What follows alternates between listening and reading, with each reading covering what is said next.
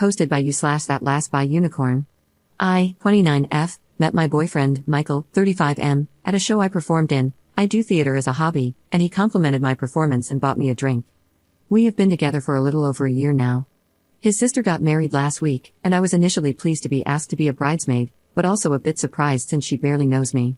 However, I thought this was an attempt to have an excuse to get to know each other better. Michael and I got into an argument the week before because he said he wanted to consider spicing up our bedroom life by having a three-way. He said that since I was bi, why not? I didn't like the idea and said so, and it devolved into a petty Cold War. He started ignoring my messages after leaving my place and didn't reply at all until the day before the wedding, asking what time he should pick me up since we couldn't go separately or people would gossip about us. He barely said anything to me the whole time we traveled to the venue. The wedding was fine, but at the reception, he got me a plate and leaned in to kiss me, but I shied away, and he got up to mingle. I started feeling ill not too long after, and 911 was called. I realized I was having an allergic reaction, but I had my pen. Still, I had to be taken away by the ambulance. That's when someone who was looking for Michael said he had left with some of the other groomsmen to a bar nearby. I called him 6 times and texted that it was an emergency while I was being checked out by the paramedics, and again when they strongly suggested I go to the hospital, but he never replied. I was released by the hospital and called him to ask him to pick me up, but he didn't answer. So, I woke up my best friend, and she took me home and stayed with me overnight to make sure I was okay. The next morning, Michael called, but I was still asleep, so he left me a lengthy voicemail, yelling that I ruined his sister's wedding and that I always have to make things about me. He came over to further berate me and said he should just break up with me because I am dramatic and that this is all too much. I pointed out that he had gotten my plate, knew full well that I have a legitimate allergy to coconut, and that his sister told me afterward that he knew the cake he gave me was a coconut cream cake. All the food had signs indicating what it was and what the ingredients were, as I was not the only person with allergies who attended. He left, saying he couldn't talk to me when I'm this way. I was honestly exhausted, so I didn't bother going after him.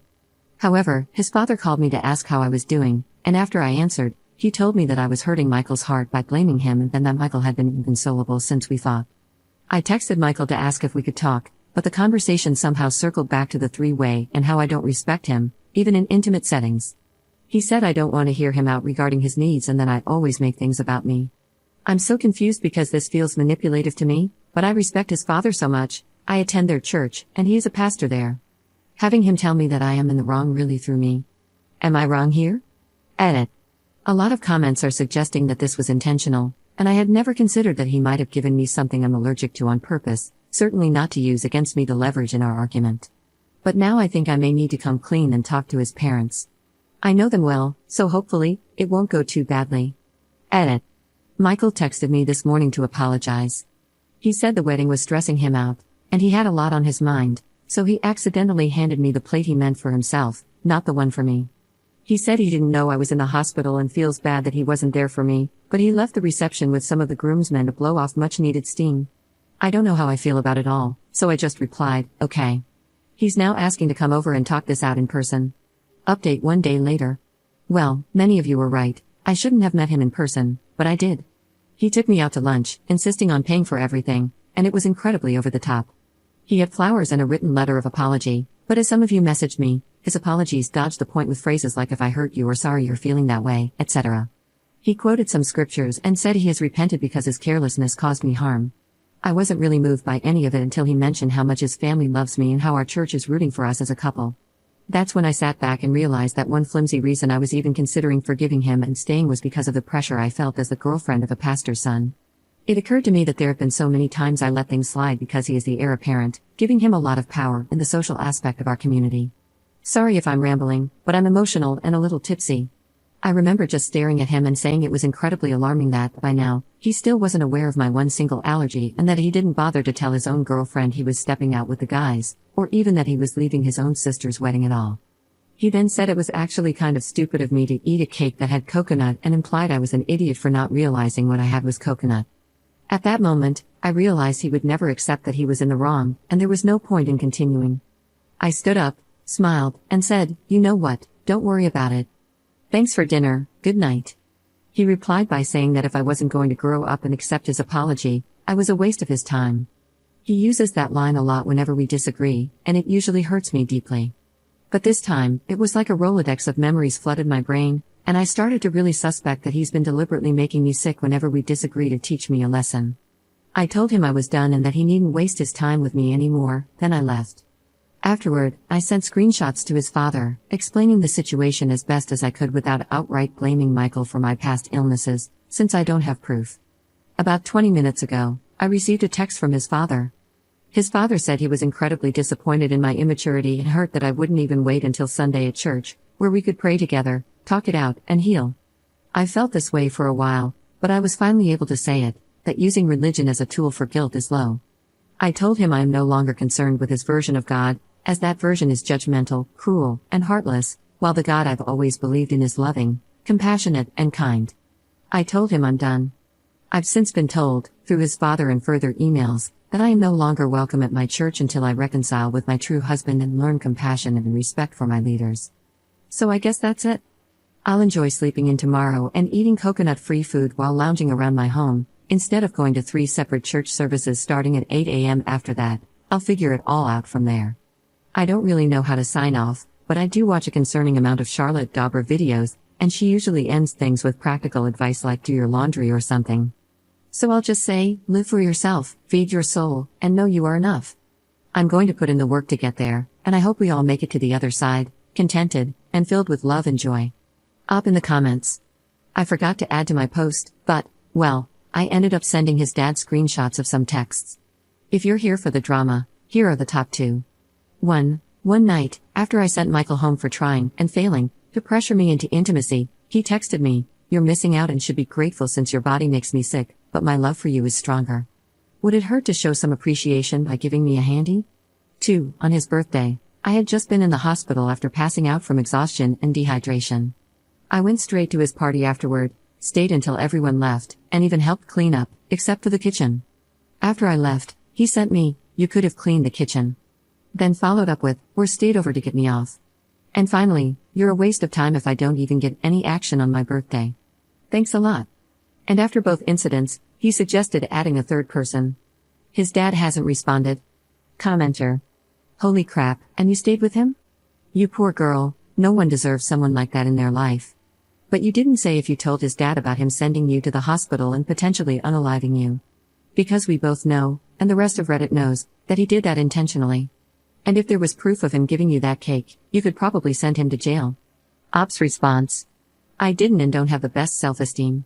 And being the only black woman in this town, at least that I know of, I've always felt like I'm considered less desirable, not saying it's right, but it's just a reality where I live. I've been here since my preteen years. When Michael asked me out, it was like a parade.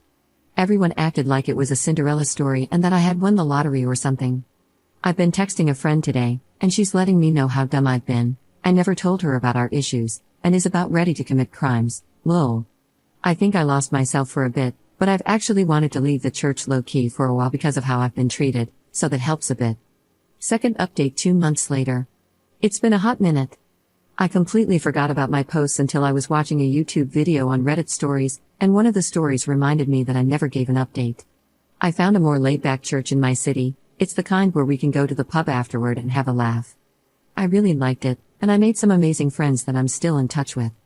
The whole going to church thing was actually my therapist's idea, to see if I still identified with the church or its ideals. Turns out, I don't. So now, I'm back to being the heathen I am, lol. My ex quickly moved on, and he had a new girlfriend within a month of our breakup. Bless that woman, I thought, because isn't she in for a ride? Oddly enough, she reached out to me on Facebook, and out of curiosity, I opened the message. She started by introducing herself, saying how long she and my ex had been dating and how they've known each other since childhood. Then she said she feels convicted by the Holy Ghost to seek a resolution between me and my ex, and she's worried I might be his true wife. She went on to say that if I can't forgive him, it proves I'm not his true wife and asked me to let her know, as she can't marry him until I make this clear. I kid you not. When I shared the screenshots with my new church friends, they sent vomiting emojis and said this sounded more like a cult than a faith. I agreed and replied to her with, "Yeah, marry him if that's what you want, and nothing more." I've been getting messages from members of the church, but I don't really care. I've loved my life since leaving. I didn't know life could be so enjoyable, and it's made me wonder how much damage the church actually did to me. For fun, I'm going to an appointment with a friend of a friend's apprentice for a tarot reading. No joke, I was asked. No offense to anyone who believes in it, it's just not usually my thing, but I'm curious and interested.